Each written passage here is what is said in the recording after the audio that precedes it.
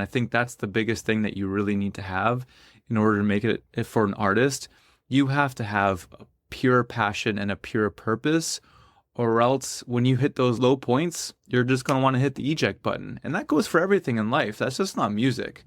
That goes to building any business. That goes to building anything, which is why I think a lot of people kind of quit too early, is because they didn't actually have a pure purpose and a mission behind what they were actually doing.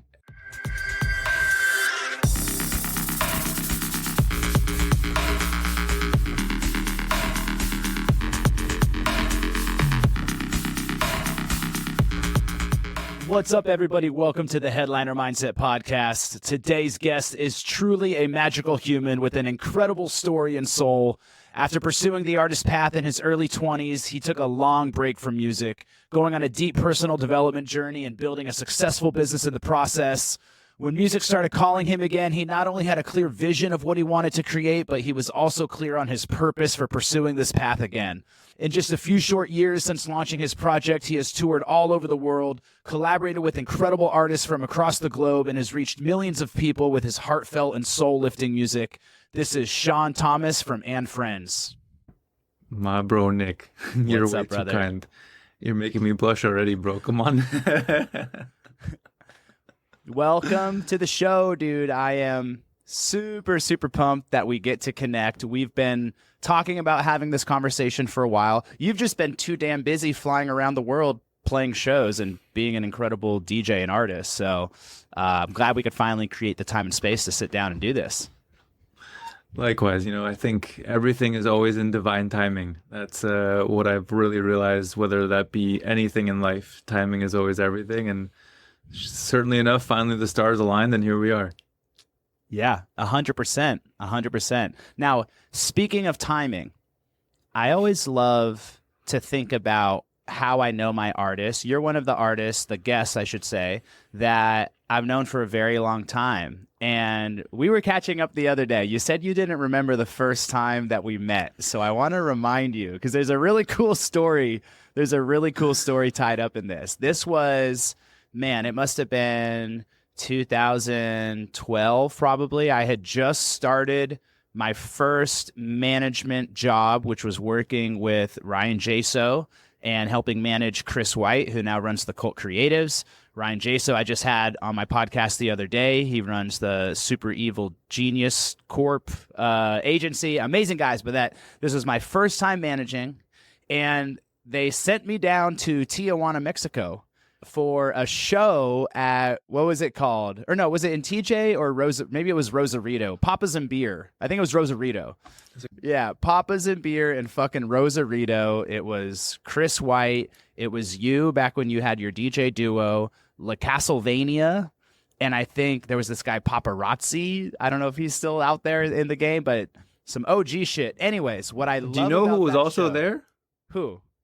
That now is known as one of the biggest artists in the world. He was in a Who? duo at the time. Fisher.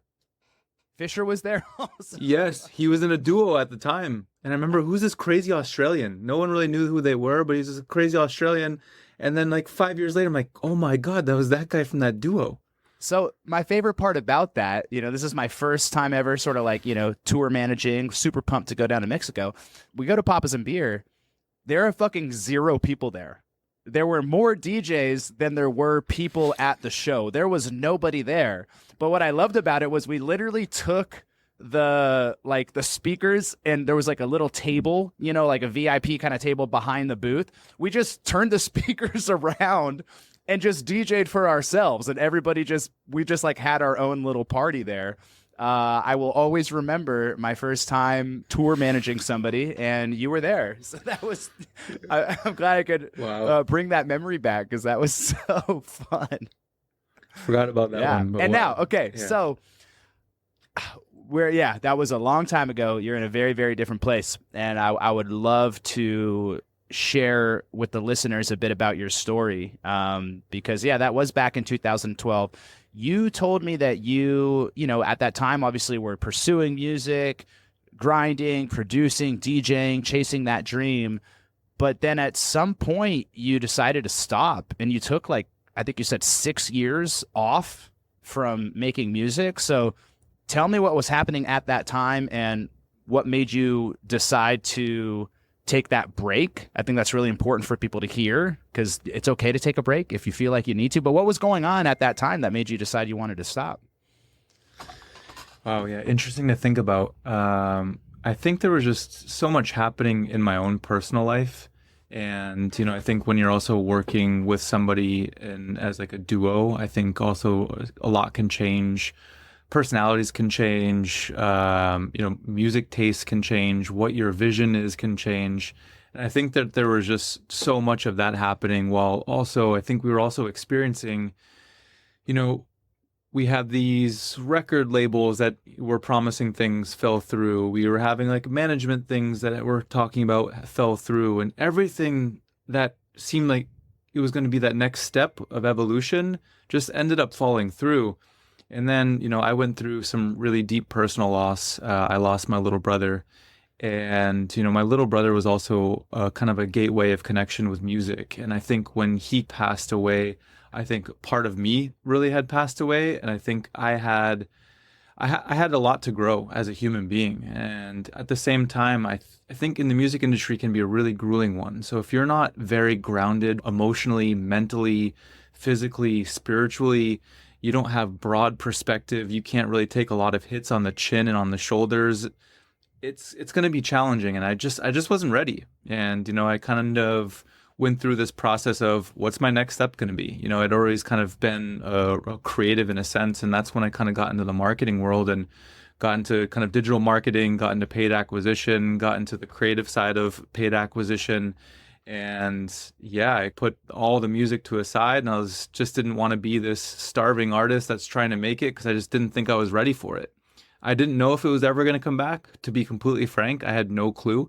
It was more, I just became back to the music enthusiast because I loved music. That's how I got into starting, is I was going to shows. I started writing music. I started writing hip hop because I'm a writer. I love to write. I love to flow. And that was also my connection with my brother. He loved hip hop. So yeah, I think I just needed some time to figure out my own life and to figure out what my pure direction was. And I don't think I was in that position just to continue to keep pursuing it, because I didn't know what I wanted as a human being. I didn't have a pure purpose or a pure mission. And I think that's the biggest thing that you really need to have in order to make it for an artist. You have to have a pure passion and a pure purpose, or else when you hit those low points, you're just going to want to hit the eject button. And that goes for everything in life. That's just not music. That goes to building any business. That goes to building anything, which is why I think a lot of people kind of quit too early, is because they didn't actually have a pure purpose and a mission behind what they were actually doing. Anything, right? Yeah. So that's kind of why I left. And, I moved to New York in about 2015. I got an opportunity that I couldn't refuse to come work with these incredible guys who were kind of the Wolf of Wall Street of paid acquisition. Got an offer I couldn't refuse. I, packed all my bags in 2 weeks, took 2 suitcases and moved to New York. We grew the company from 5 people to about 70 people by 2021. But it was in 2018, which, yeah, it was about six years when I hadn't touched Ableton. I hadn't DJ'd at all, nothing. Cold turkey. It was like a cigarette smoker, just, that's it, I'm done. And I remember a club in New York opened called Gospel. And we went in opening weekend and we walked down the stairs. And for those people who have never been in Gospel, there's some type of energy in there that is pretty magical. And come to find out, Jimi Hendrix used to record in the basement at the same spot. So it has a lot of music energy. And I remember opening weekend, we walked down the stairs and the music hit. And I thought to myself, I need to play here. I need to play again. I need this fix back in my life. And even if it was just a hobby. And sure enough, 6 months later, I, got connected with one of the bookers there, met the creative director there, and they offered me a show. We hopped on a call and they asked me to send a mix. I was like, can I just tell you my story? Because I don't have a mix, but let me tell you my story. And sure enough, they gave me a Thursday night. And I always get a little goosebumps telling the story, because that Thursday night I played fell on December 6th, 2018, which was my brother's birthday. And it was about 3.5 years after he had passed away. Talk about divine timing. Yes, exactly. That was what I was just about to say, kind of the message of how we started this conversation.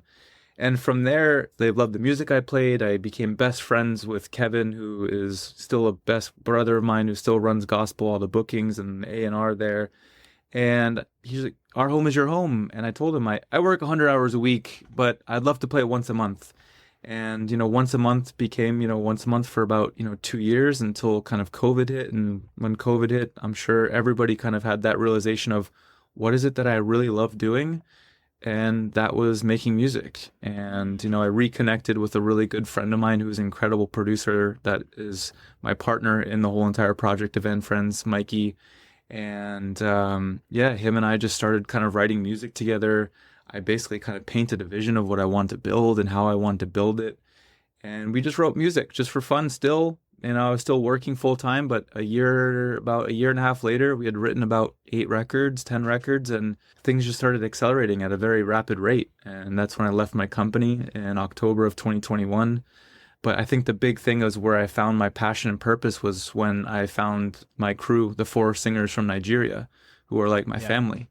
That's where I got the passion. That's where I defined like purpose. And that's where I found it in, was how can I help artists who have so much talent that don't have, the necessary resources or the connections or anything, and how can I collaborate with people that I really believe in and build something really special?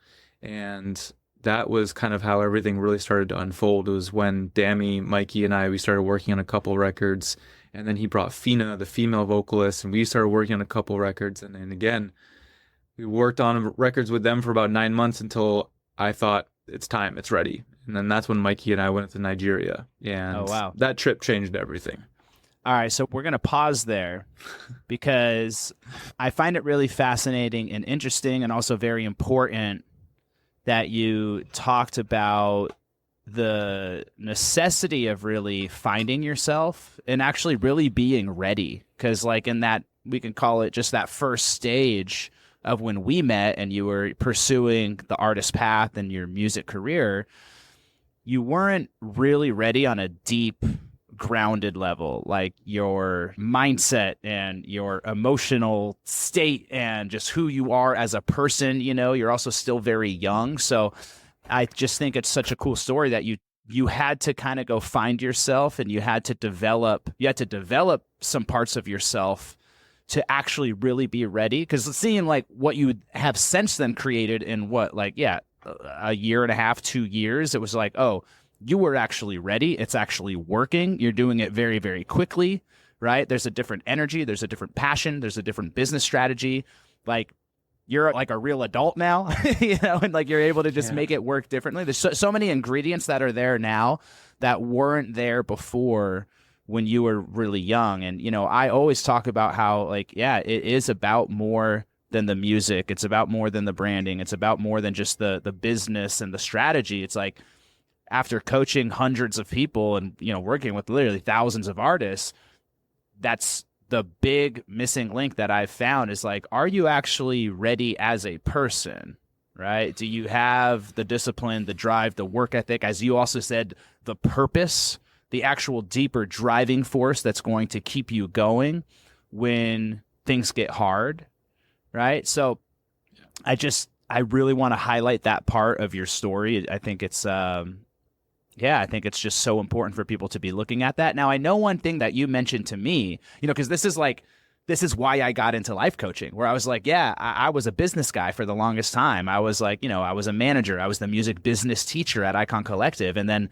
I kind of lost passion for that. And I was much more interested in who are these people that are chasing this dream? What is their driving force? And what are the actual blocks in their life, whether consciously or unconsciously, that are getting in the way? So that's what drove me towards life coaching.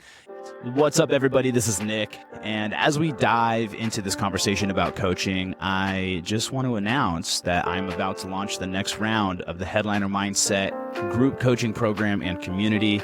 This is something that I am so proud of and I believe in so wholeheartedly, because really we are diving into some of the deeper stuff that is actually going to make you successful.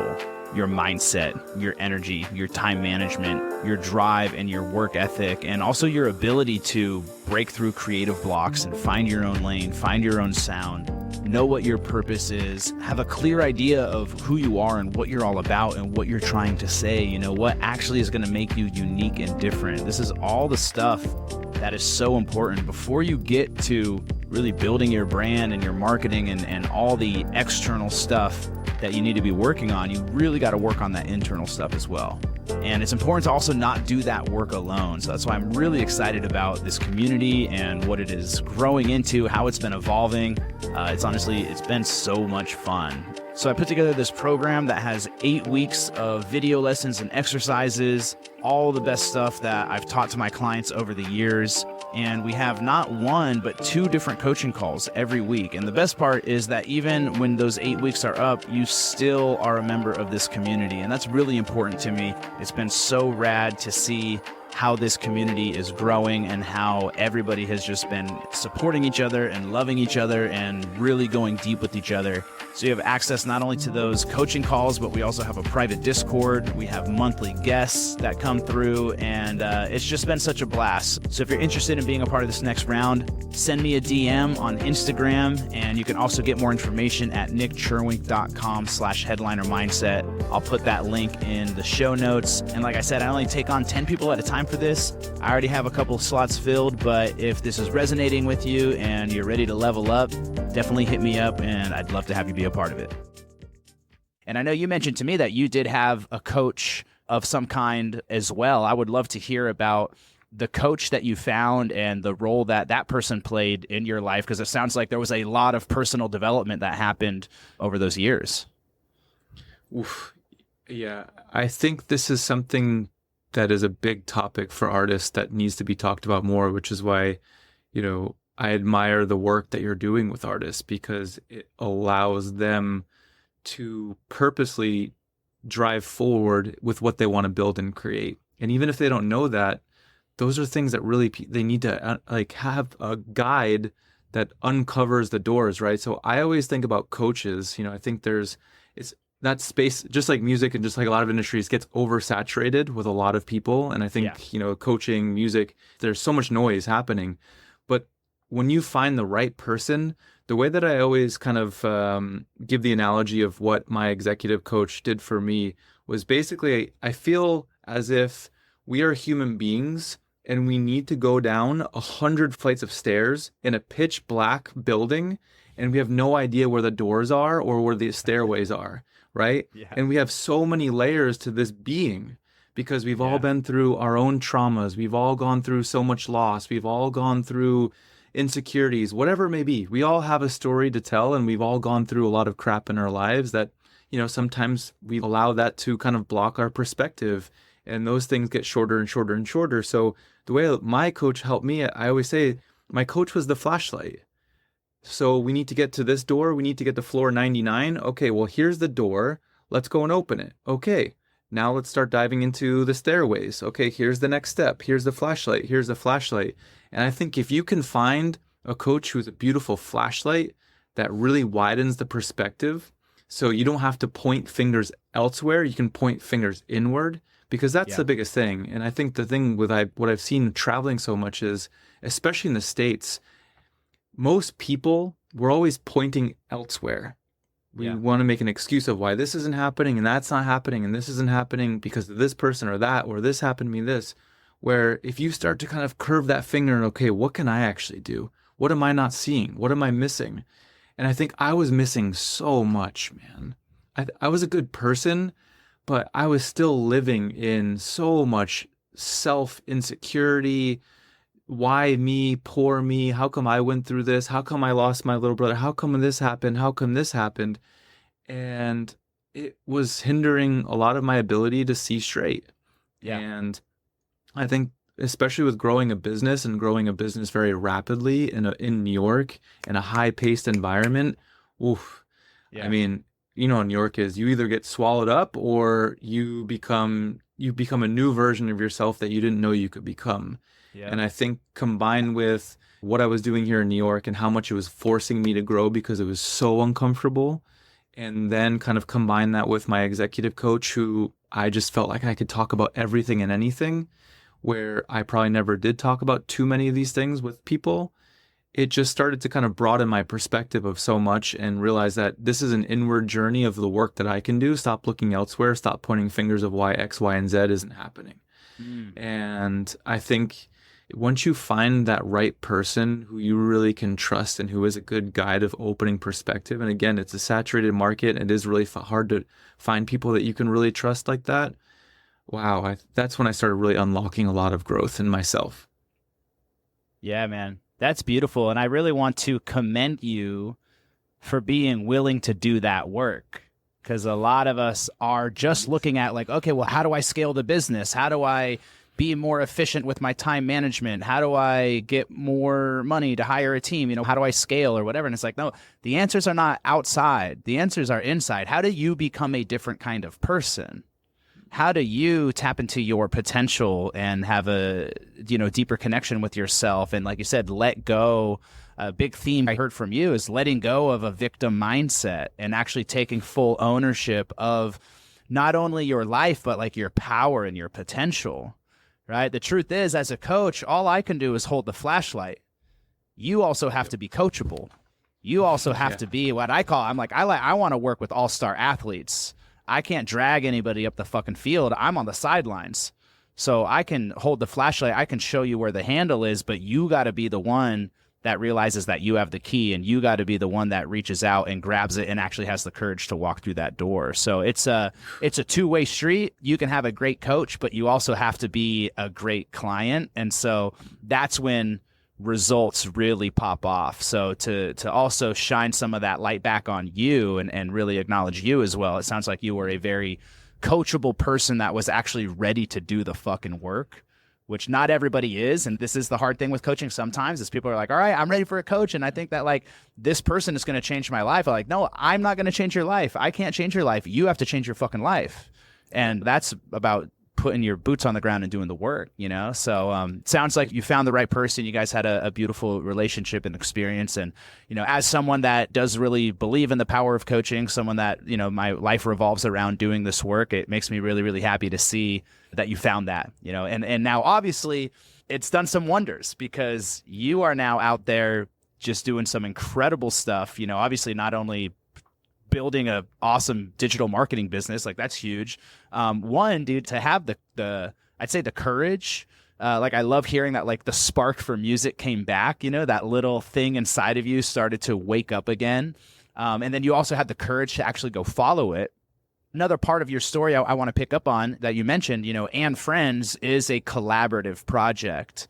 And this is something that I've been having conversations about a lot more as well. Had a really good conversation with Bright Lights in the Bright Lights episode where we talked about the truth that like most really great artists and most really great songs are not being made by one person by themselves in their bedroom. And that's what I call like the bedroom producer mindset as opposed to like the headliner mindset. I think the headliner mindset is when you realize like, 1 + 1 = 3. There's more that I can do when I'm working with other people. So Mikey, who's shout out Mikey, fucking love that guy. He's an Icon Collective graduate. Have known him forever. He's the one, like I know he's got a wife and kids, and he's like, I want to stay home and I'm going to help and work on the music. And Sean gets to be the guy that goes out and tours the world and gets to be the sort of face of it. But this idea of collaboration, you're also collaborating with, these other artists. So let's just talk about that a little bit, because it just seems like collaboration is such a big part of this project. It's really not, it's like definitely not just one person doing it. For sure. And I always make sure that people always know that, right? I do find it very challenging when, there are so many producers who don't give enough credit to the teams that they have, especially from a production standpoint behind them. And I know it gets harder when you're touring and when so many things, which is why it is essential to have a good team. And I think for me, Mikey's not just a part of the team, he's my business partner, right? Like we started this together. And that's where for me, I know my strengths, right? My strengths rely on ideation and sound, and Mikey's strengths rely on technical and engineering. And there's just, I think when you put two people together, when they have no egos from a musicality perspective, I think that's why there's so many beautiful duos out there, because they're both the same, right? I think they push each other to grow, and they push each other from a production standpoint and hopefully as a friendship standpoint. When you take a look at our vocalists, with Olawan Damvik, Fina, LJ, and Dotton, wow. I mean, when I knew I wanted to get back into music, I knew I never wanted this to be just myself. And, I think for me, going through that process of really building a business and what it takes to build a business, I also found so much a pain inside of that too, because what happened was, yes, I started making really good money, but I also knew that my body was telling me something that wasn't right, that I was supposed to be doing something else. And, I think our body always knows something way before our brain does. Oh yeah. Always, right? And the intuition, even with relationships, hear a lot of people were like, oh yeah, my relationship. Well, your body was telling you something way before you even knew it, or your job, or whatever it may be. And so when we started really building this project, I knew I wanted this to be something more than just myself. I knew this was going to be something more than just DJ sets. Like I already had the vision. I already had what I wanted to build. And especially for me, I always had a deep liking for in hip hop I started with, right? That was my first passion. Common, Nas, Dre, those guys were the poets. And sure. Also, when you think about Dre, or when you think about Nas, what do they believe in? Look at all the guys they were collaborating with. Oh yeah. Why do you think they pushed so hard and pushed so fast? Because they were doing it with others. I love the quote, if you want to go far, or I'm going to butcher the quote now. What is it again? Yeah, if you want to go fast, go alone. Go alone. If you want to go far, go with together. Others, right? Yeah, go together. Yeah. Yeah, so, and right when I had that first call with Dami, Olawa Damvik, we talked on the phone for 2 hours. He told me his whole story. We dove deep on life. We dove deep on so many things. When we had first met, it's crazy. When we had first met, he had just gotten denied his U.S. visa because he's trying to come to the U.S. for school. And in Nigeria, man, it's challenging. It's a beautiful country with such beautiful people that have life, but there's a whole dark side of it where it's very challenging to even, make a living there. And so, I told him, let's start with a couple of records. Let's see how things go. But here's my whole vision. And I could tell he just thought I was nuts. But it started there, and I just knew it. I knew that these were the crew that I wanted to build with. This is what feels good from a heart-to-heart and a soul-to-soul connection. And it's funny, I get goosebumps as I'm saying this, but Dami also just had, Dami had something about him that reminded me of my brother, and it was really interesting. Yeah. Feel that, dude. And I was talking to so many vocalists at the time, but just something never felt right. And when I talked to Dami, I was like, this feels right. And the first track that he even wrote was right after he had gotten denied his student visa, and he was back home with his mom, and he was going through a bit of a challenging time. And it was the first record we really ended up releasing too, which is called Gagbee, which means let go in Yoruba. And, and then the second record that we released was Orerete, which everyone knows as Olele. But that record means hunters of hope in Yoruba. So I think there was a certain frequency in this. There was a certain intention of everybody who I wanted to start collaborating with, starting from Mikey to Dami to Fina to LJ to Dotton. And, that's now what we've really created is this incredible family. And that's why I can't wait. The big vision of what we start soon in August 14th is going to be our second live show with the four of them singing with some live instrumentalists. And that's what I want to do. Yeah, it's going to be incredible. So even, the first live show that we did last August in Egypt, that was the first time they'd ever had a stamp on a passport. And it's the first time they took a plane. And I want to help artists and people and creatives especially. I want to help them have the first. That's like what my passion and purpose really is. Yeah. I hear how the energetic alignment is such a theme here as well of energy. It was like your and Mikey's energy, you were just in alignment. Like, hey, we get to along as people. We have similar tastes. Like, this feels good. And I feel like the deeper I go into the work that I'm doing, and even just the work on myself, I keep coming back to this truth that it's just like everything is energy.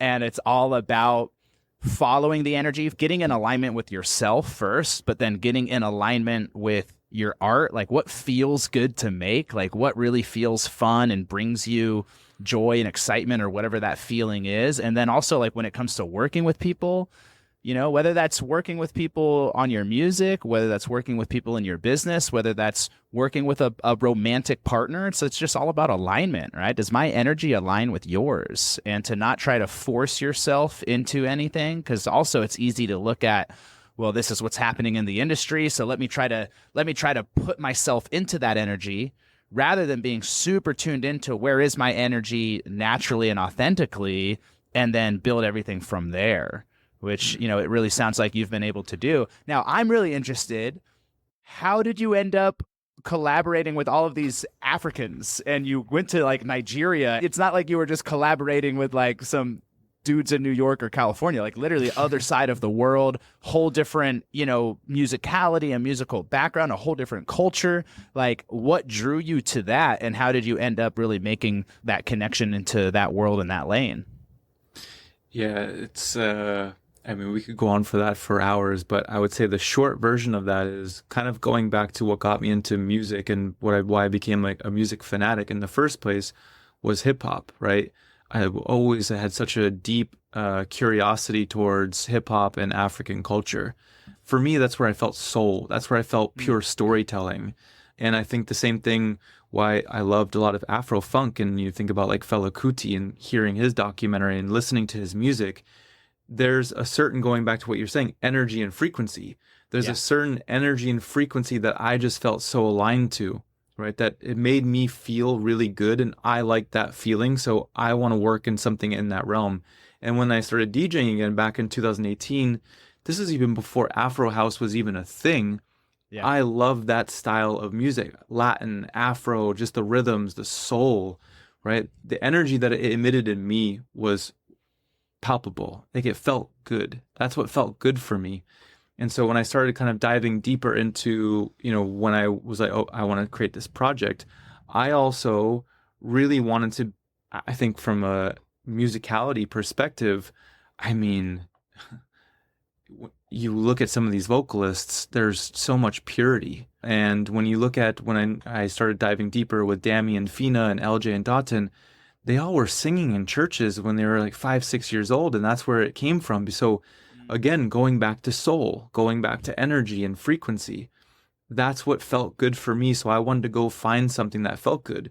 And I wasn't just looking for African vocalists, period. I was like on this company site called Sound Better, which was acquired by Spotify. I think they sold it back. But anyways, It's kind of like a talent pool for session players, vocalists, mixing, mastering, everything. You want to find a trumpet player and somewhere you can find them. And Nick, it was probably a month where I was just going through vocalists. What feels good? What feels good? What feels good? What feels good? And that's when I came across Dammy. And he made just more like Afro beats. But I heard the tonality of his voice and I just said, who is this human being? There's something so rich and something so beautiful that I've never heard in a vocalist before. I've never heard a tone like that before. And, I think that's kind of what kickstarted it all. I wasn't necessarily just trying to find an African vocalist. I was more of looking to find of what feels good for me and going back to our energy and frequency alignment. What is a frequency that hits my tuning fork that feels so good? Yeah. And that's where I came across Dammy, and just the rest is kind of history from there. I like that metaphor of like your tuning fork. I talk about that a lot when I'm diving into the art of flow and creativity, where it's like we all have our own natural energetic frequency. And it's a matter of like tuning into that, figuring out like what that tuning is and what that frequency is, that you really is that natural frequency, that natural alignment. So yeah, talking about frequency, I'm about to blow your fucking mind right now, actually.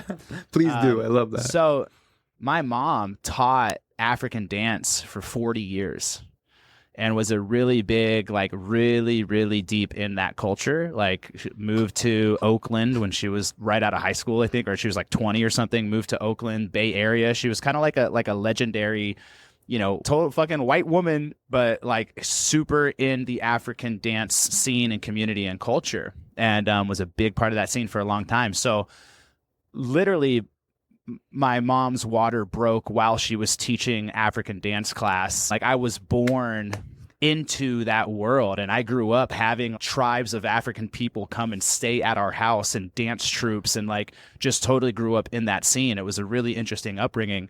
My middle name actually even is African. My middle name is Nkisi Ashe.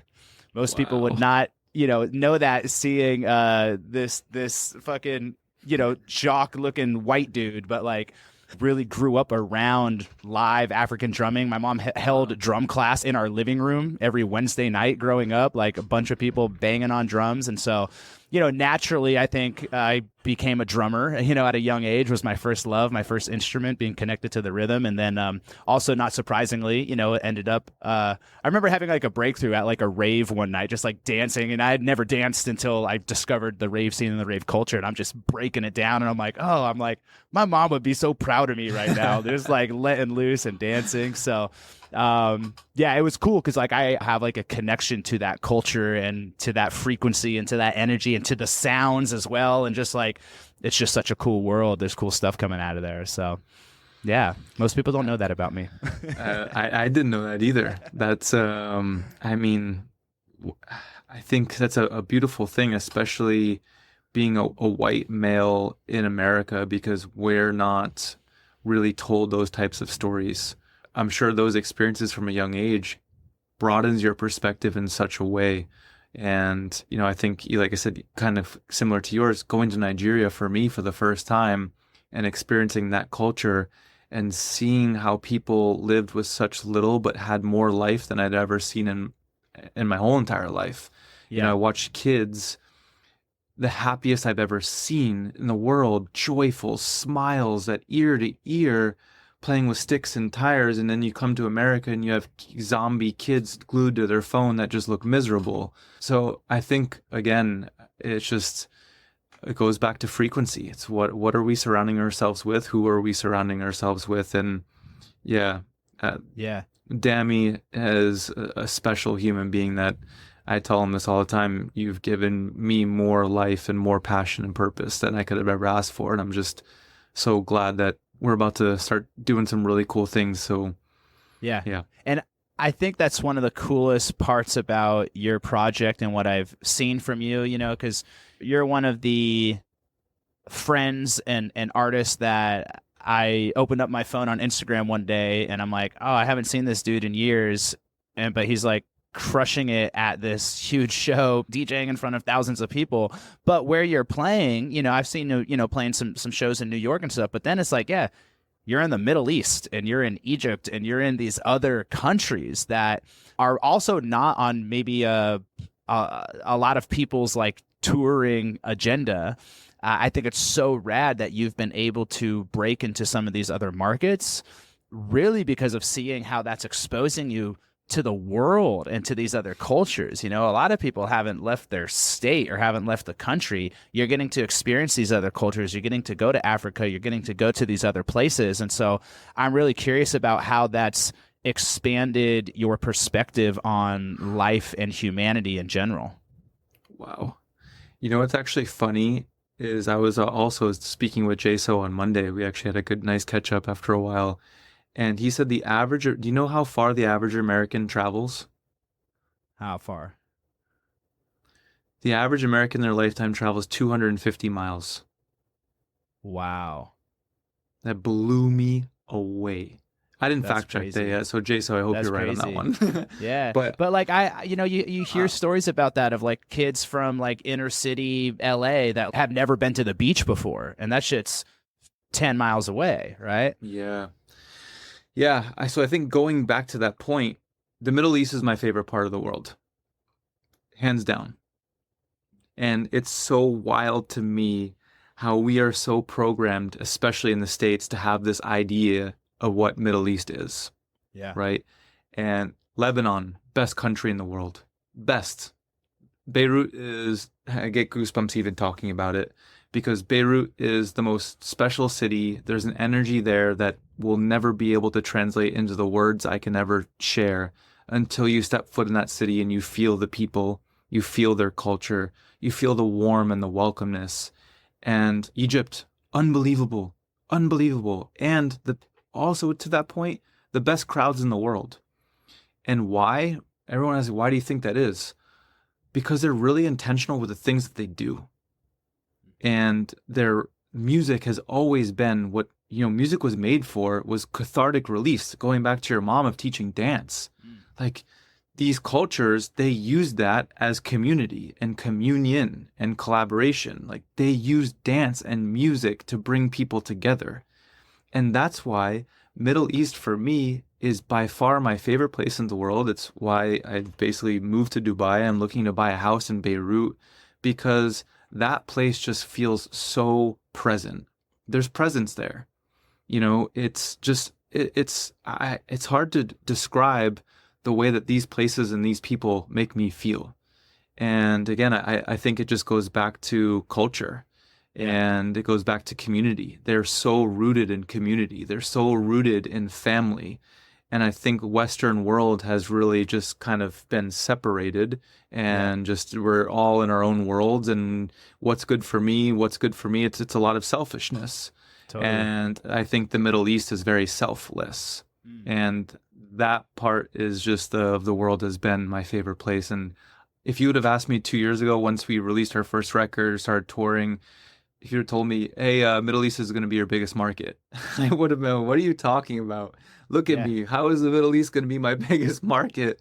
But I feel like it honestly, I get the most love from Lebanon, from Egypt, even Morocco.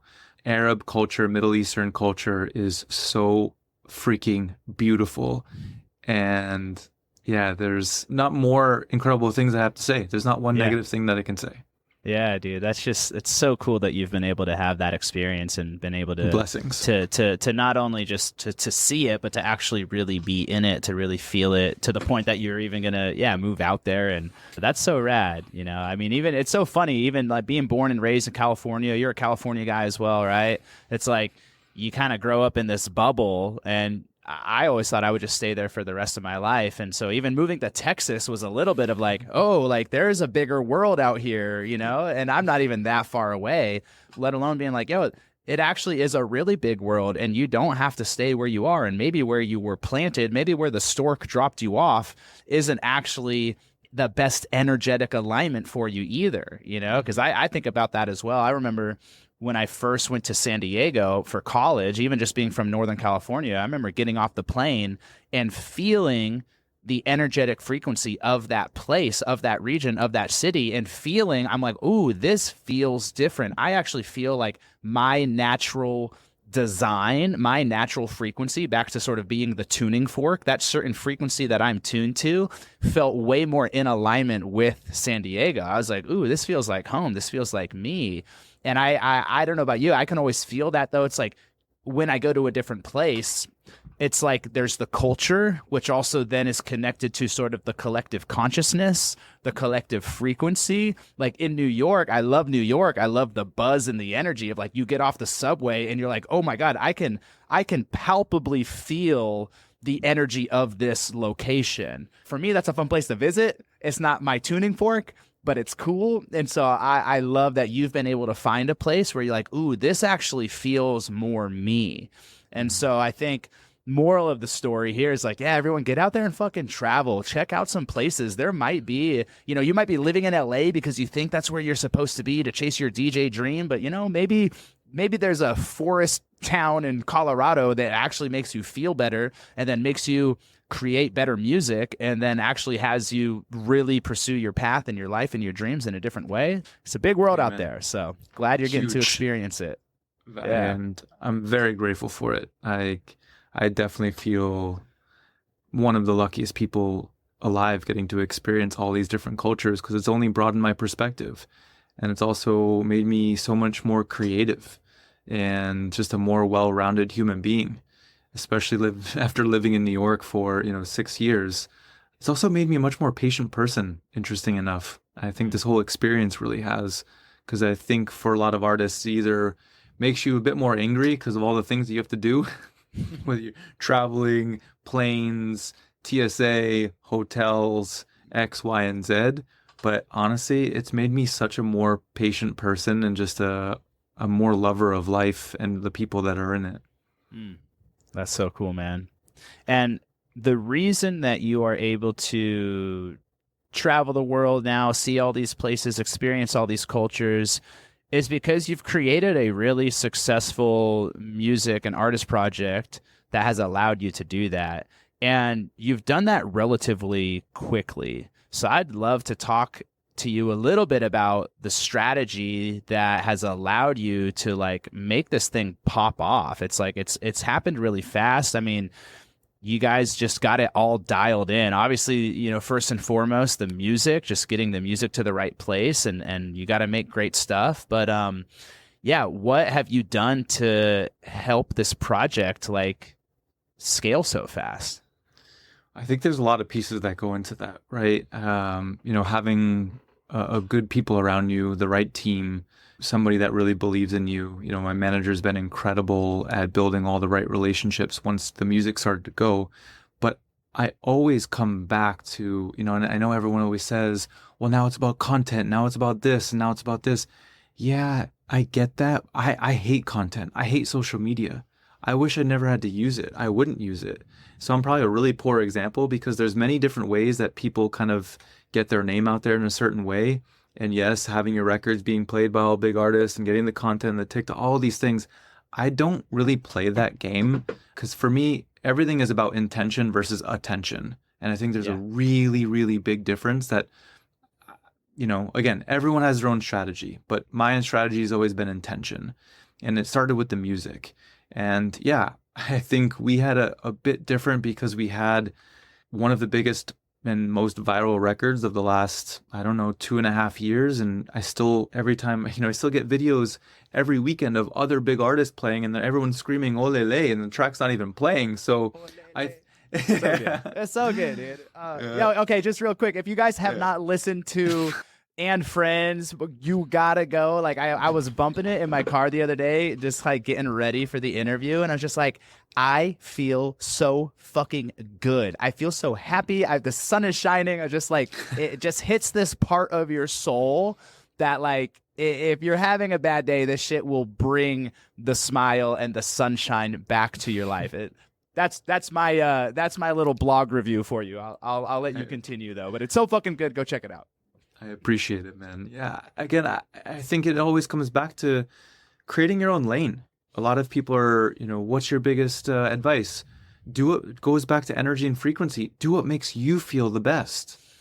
And sooner or later, other people are going to feel that too, because I think if you're just trying to chase trends, which I think, you know, a lot of music is becoming, it's like, oh, we see this doing really well, or we see that doing really well. We want to make something like this, like these people and that people. I just don't think that's really going to work out very long because I think trends definitely have a very shortcoming. But when you're kind of creating your own lane, I think that's when things become a little bit different. And it's always about being unique and being innovative.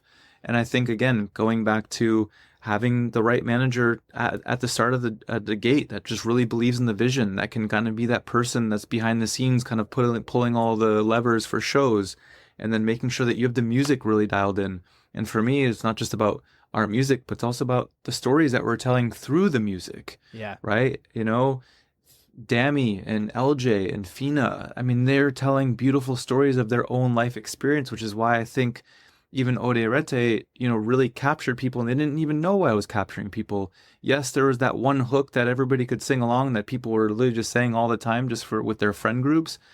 But at the end of the day, the message behind that record was actually why people felt it so much.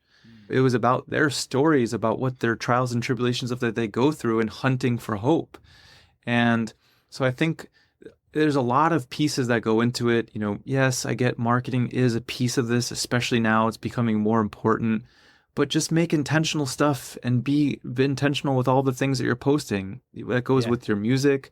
That goes with who you are as a human. That goes with who you choose to be on your team. Who are the ones that are really supporting you? There's so many pieces, but I still am always going to be the first person that says, if you are not making music that is completely aligned with who you are, and what makes you feel the best, people aren't going to feel it either. Yeah. They're just not. Yeah. And I'm so glad you're bringing this up and just really hammering it home because, that question where I was coming from was a little bit like, what's the strategy, right? Oh, cool. What did you guys do? X, Y, and Z. And that's the question that everybody's asking and that everybody wants to know. But the strategy doesn't fucking matter if the intention and the energy isn't there. That what is the underlying thing that's underneath it? What are you applying the strategy to? Right? Like you said, it was like, yeah, it was that the core essence and DNA of that song was that it was coming from their heart. It was coming from their soul. The energy that they were putting into that song made that song powerful. And then therefore, okay, now a good marketing plan and strategy can actually help move this thing. A lot of people haven't found the heart and the soul for what they're trying to put out in the first place. So that's why your strategy is probably not fucking working that well.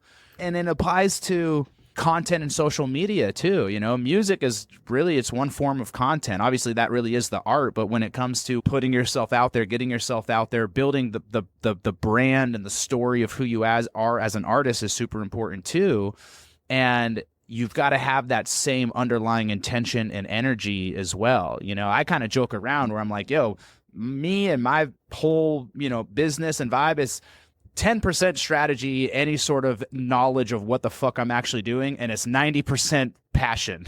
It's 90% me just like doing me and pouring my energy out. I went on a little rant the other night. It was like 1 a.m. I'd come back from a show. I got on Instagram and I just saw a handful of people in a row. It just seemed like everybody, anything that I scrolled across, it was just everybody was just saying the same thing, doing the same thing, obviously following whatever template they think they're supposed to be following for what they're posting.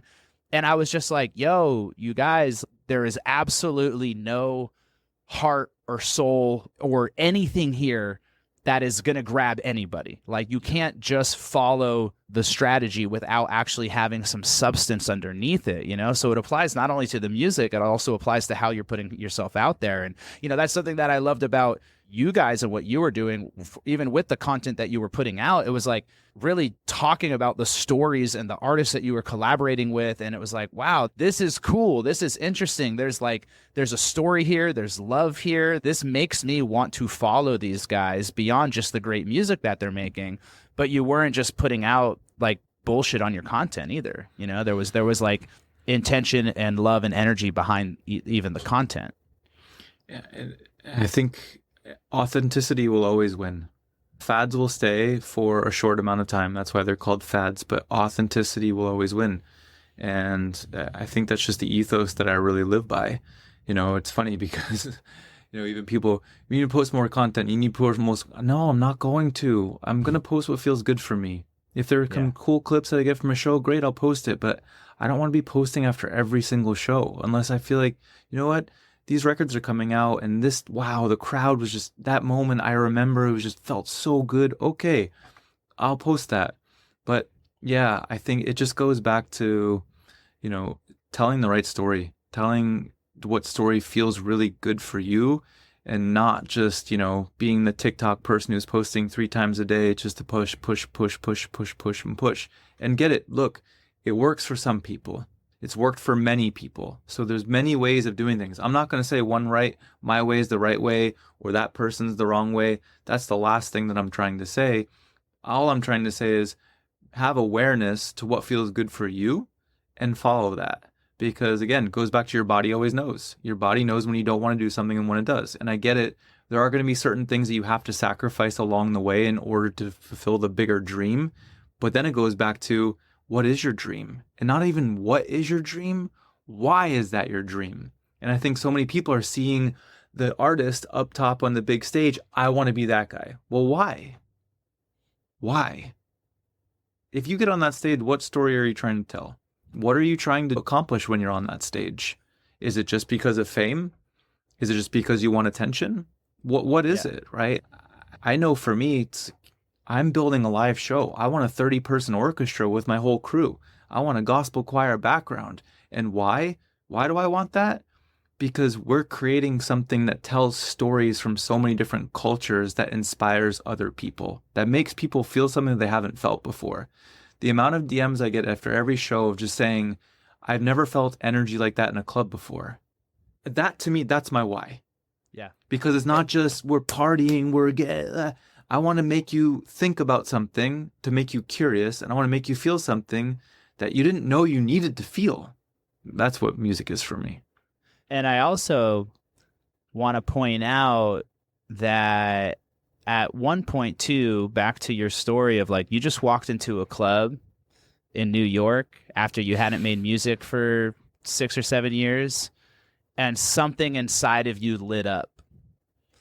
And that was like the first breadcrumb of this trail of breadcrumbs that you just started to listen to. Is like something in my body, there was something was there, and I decided to listen to it.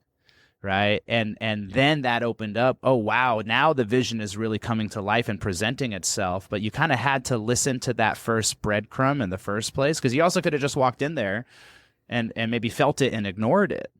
Right. Yeah. And easy. So I think so much of that is having the self-awareness of, as you say, you know, your body always knows. I think a lot of people don't actually know how to listen to their body. We're oftentimes listening to everything outside of ourselves. We're listening to the voices of our parents, of society, of our peers, of what's happening on social media. You got to tune into yourself. Listen to your own inner knowledge, inner knowing, inner feelings. Like the feeling is the thing to listen to the most, and to continue also. Because I think that a lot of people maybe they start there. There also can be a time though where it gets loud. And as you become successful, there are more voices and more players. And even as an artist, you know, in your position now, you know, you're touring, it's like you got to keep listening to that. You got to keep listening to the feeling and seeing where it might guide you. It might take you in a new direction, and have the courage to do that, because that's what artists are supposed to do.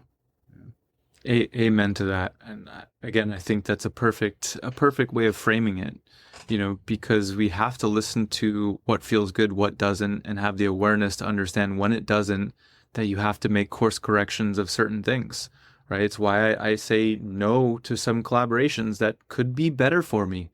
You know, working with this big guy could have been amazing for me, but it just didn't feel good. Playing 3 more shows to make X, Y, and Z money would have been good for me financially, but it didn't feel good for me.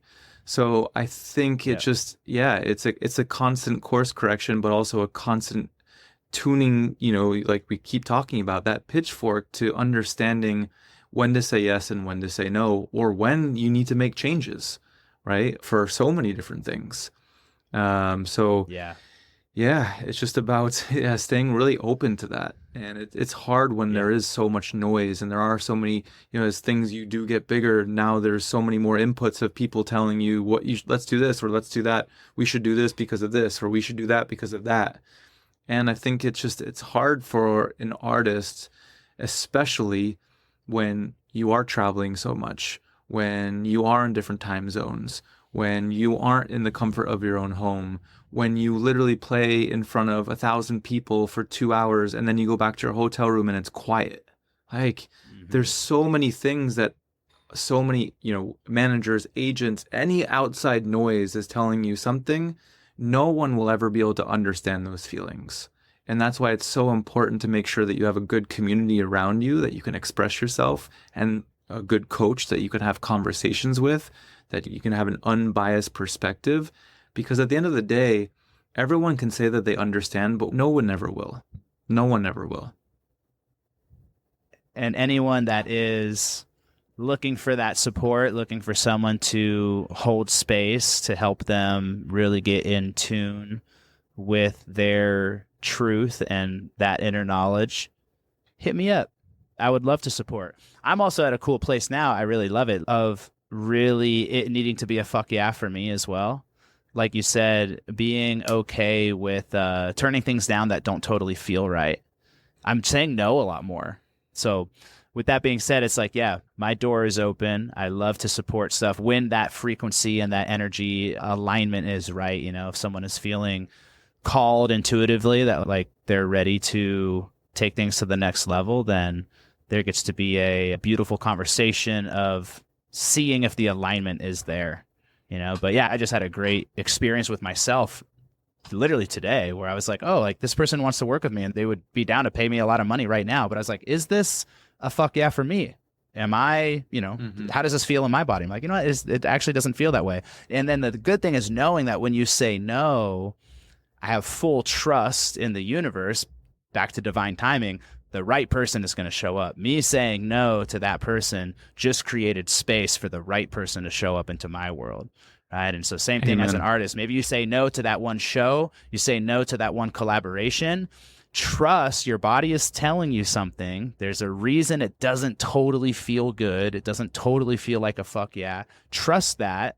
And I guarantee you a better collaboration will come. A better show Of will course. come that will pay you more money at like a cooler venue. Like you just gotta trust that and believe that. So amazing words of wisdom, and just such a beautiful sea of depth that we can dive into together, man. I coming from playing at Papa's and Beer in front of 0 people to where you're at now, bro. It is so cool to see, but it's also, and again, like you said, there's no one right way to do it, but just to see how it has worked out for you, how you've navigated it. And, I also really love this idea that it really is also about who you become in the process. Like achieving your goals and dreams isn't necessarily about the results you get, but it's about who you become in the process. And just to see who you've become in the process, knowing you for a decade, is really fucking cool, man. Really, really proud of you. And it's awesome to see. And I know you're also still just getting warmed up, bro. You're still just getting started. So excited to see where it goes. Well, thank you, man. That really, it does mean a lot. Kind words, especially, yeah, you've seen from where it really began to probably never hearing me from like 7 years until, whoa, what's going on, bro? What's going on over there? Dude. So yeah, thank you, man. It's, yeah, life is it's a beautiful process, and you can't really skip steps. I think that's the big thing. And, people can tell you everything to do, but at the end of the day, you just got to take ownership for yourself and not worry about pointing a finger anywhere else but inside. So yeah, thanks for a beautiful call, bro. I'm glad we finally made it happen.